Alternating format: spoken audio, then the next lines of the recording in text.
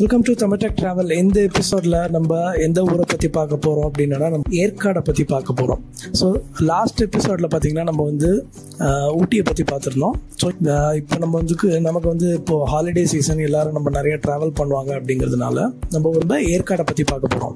ஒரு ஹில் ஸ்டேஷனாக பார்த்துட்ருக்கோம். அதுலேயும் வந்து குறிப்பாக பார்த்திங்கன்னா தமிழ்நாட்டில் இருக்கிற ஹில் ஸ்டேஷன் பற்றி பார்க்குறோம். ஸோ ஊட்டி பார்த்தோம். அடுத்தது வந்து இப்போ நம்ம ஏற்காடை பற்றி பார்க்க போகிறோம். ஸோ இந்த ஏற்காடை பற்றி இன் டீட்டெயிலாக நம்ம பார்க்கறதுக்கு முன்னாடி இந்த ஏற்காடு எங்கே இருக்குது அப்படின்னு பார்த்தோம்னா, இது வந்து சேலம் டிஸ்ட்ரிக்டில் இருக்குது. சென்னையிலேருந்து சேலமுக்கு ஈஸியாக நம்ம வந்து ட்ராவல் பண்ணி போயிடலாம்.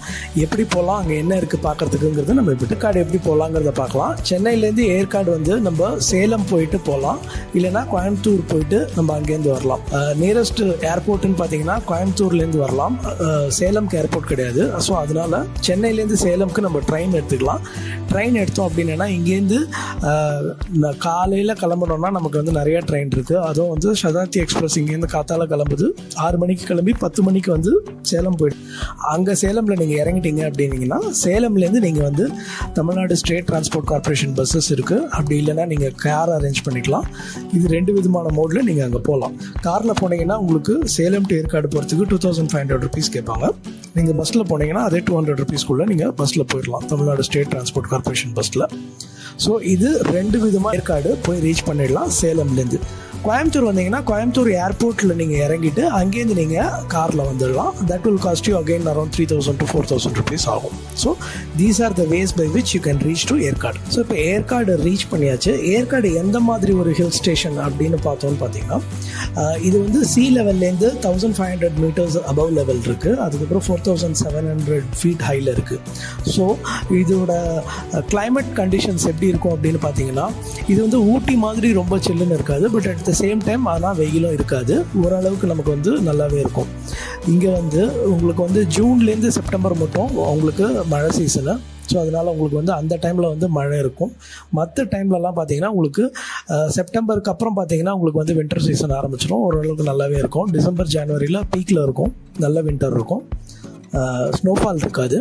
அதே மாதிரி மற்ற டைமில் பார்த்தீங்கன்னா உங்களுக்கு ஆவரேஜாக உங்களுக்கு வந்து 25 to 28 இருக்கும். அதுக்கப்புறம் இன்னும் கொஞ்சம் கம்மியாக கூட இருக்கும். ஸோ உங்களுக்கு கிளைமேட்டிக் கண்டிஷன்ஸ்னு பார்த்தீங்கன்னா ஊட்டி மாதிரி ரொம்ப சில்லுன்னு இருக்காது, but at the same time அஃபோர்டபுளான ஒரு கிளைமேட் இருக்கும். ஈவினிங்கில் பார்த்தீங்கன்னா எப்பயுமே வந்து வெயில் டைமில் உங்களுக்கு வந்து 20 to 22 இருக்கும். மற்ற டைம்லலாம் பார்த்தீங்கன்னா வின்டர் சீசனில் பார்த்தீங்கன்னா it will go up to 10, 12 அந்த சீசனில் அந்த ரேஞ்சில் இருக்கும். ஸோ கிளைமேட் பார்த்தீங்கன்னா இட்ஸ் வெரி அஃபோர்டபுள். ரொம்ப எதிர்பார்க்க முடியாது, பட் இருந்தாலும் it is a very good place. This is with regarding to the climate. So அங்கே அடுத்தது அங்கே இருக்கிறவங்களோட பாப்புலேஷன் எவ்வளோ அப்படின்னு பார்த்தீங்கன்னா, ஆஸ் ஆஃப் 2023 பார்த்தீங்கன்னா உங்களுக்கு வந்து பாப்புலேஷன் அரௌண்ட் 25,000 கிட்ட பாப்புலேஷன்ஸ் இருக்குது. ஏற்காடோட பாப்புலேஷன் மொத்தமாக பார்த்தீங்கன்னா ஒரு 25,000 பேர் இருக்காங்க அங்கே. அவங்களோட மெயின் ஒர்க் என்ன, அங்கே இருக்கிற பாப்புலேஷனோடது என்னன்னு பார்த்தீங்கன்னா டூரிசம் ஒன்று, 2வது அக்ரிகல்ச்சர். டூரிசம் நம்பி நிறைய பேர் இருக்காங்க. ஏன்னா இது வந்து ஒரு சீப் டெஸ்டினேஷன் அப்படிங்கிறதுனால through out the year tourism வந்து இருந்துக்கிட்டே இருக்கும். டிஃப்ரெண்ட் பார்ட்ஸ் ஆஃப் த இந்தியாவிலேருந்து நிறைய பேர் இங்கே விசிட் பண்ணுவாங்க. ப்ளஸ் தமிழ்நாட்டிலேருந்து நிறைய பேர் வந்து இது கேரளா பக்கத்துலேயும் இருக்குது, தமிழ்நாடு பக்கத்துலேயும் இருக்குது, பார்டரில் இருக்குங்கிறதுனால அங்கேருந்து இங்கே, அதுக்கப்புறம் கர்நாடகாலேருந்து கூட நிறைய பேர் வருவாங்க.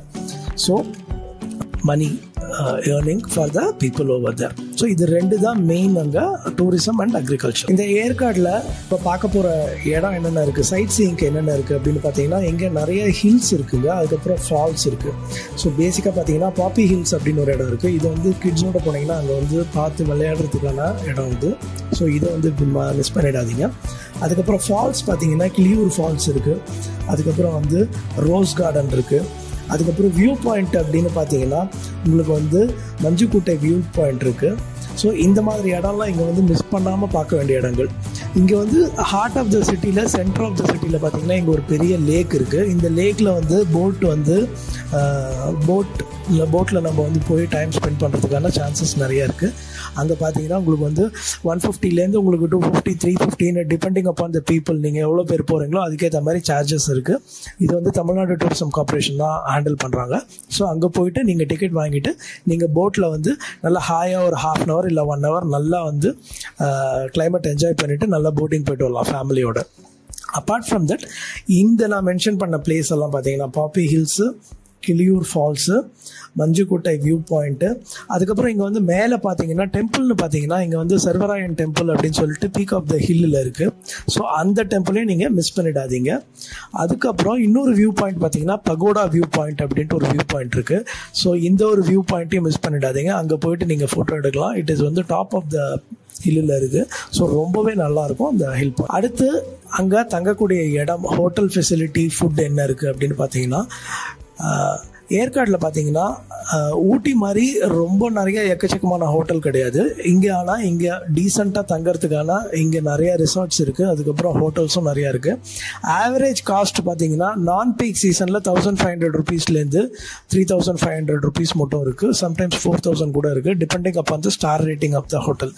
அதே சமயம் பீக் சீசனில் பார்த்தீங்கன்னா உங்களுக்கு 5000 rupeesலேருந்து 8000 10,000 மட்டும் பீக் சீசனில் போகும். ஸோ ஒரு ஃபேமிலியோடு போகிறீங்க அப்படின்னீங்கன்னா ஆஃப் சீசனில் போனீங்கன்னா ஒரு 1500 to 3000 நல்ல ஹோட்டலாகவே கிடைக்கும். பீக் சீசனில் 5000 to 7000 ஒரு டீசெண்டான நல்ல ஹோட்டல், ஸ்டார் ரேட்டிங் உள்ள ஹோட்டலில் நீங்கள் ஸ்டே பண்ணலாம். இதை வந்து நீங்கள் வந்து கோவிபியூபோலையோ இல்லை யாத்ராலேயோ இல்லை booking.comலையோ நீங்கள் வந்து புக் பண்ணி. ஃபுட் அங்கே என்ன அவைலபிள் அப்படின்னு பார்த்தீங்கன்னா போத் வெஜிடேரியன் அண்ட் நான் வெஜிடேரியன் எல்லாமே அங்கே கிடைக்கும். ஸோ உங்களுக்கு வந்து பார்த்தீங்கன்னா ரொம்ப எக்ஸ்ப்ளோர் பண்ணுறதுக்கு டிஃப்ரெண்ட் கைண்ட் ஆஃப் ஃபுட் அங்கே இருக்காது. பட் இருந்தாலும் வெஜ் அண்ட் நான்வெஜ்ஜில் நிறையா ஹோட்டல்ஸ் இருக்குது.